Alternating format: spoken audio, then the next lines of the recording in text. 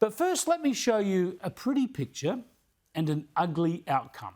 Have a look at this social media post made in Tehran, the Iranian capital, just a couple of months ago.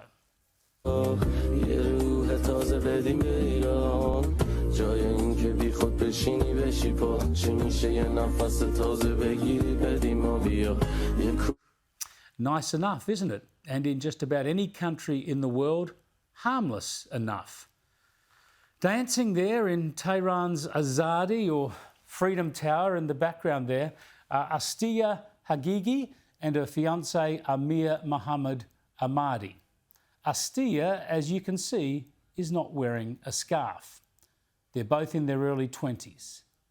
That video was posted in November, and that young couple are now both in jail, sentenced to more than 10 years in prison. 10 years and 6 months. That video went viral on social media. It was seen and quite possibly intended as a symbol of defiance.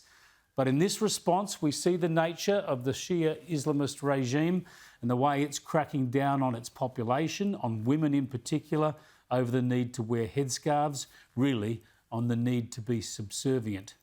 Don't forget what's going on in Iran. We know Iran continues to play a dangerous role in Syria and Iraq and in supporting Hezbollah terrorists against Israel. We know the Israelis are continuing to knock out Iranian facilities that are working towards developing nuclear weapons.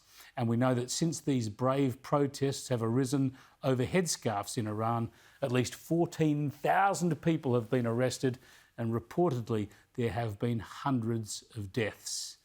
Most of the world condemns this, but does little more, can do little more.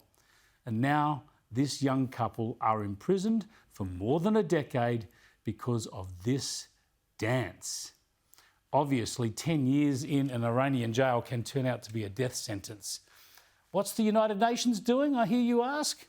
Well, in December, they dropped Iran from the UN's Commission on the Status of Women, which, of course, only makes you wonder how they ever allowed them on.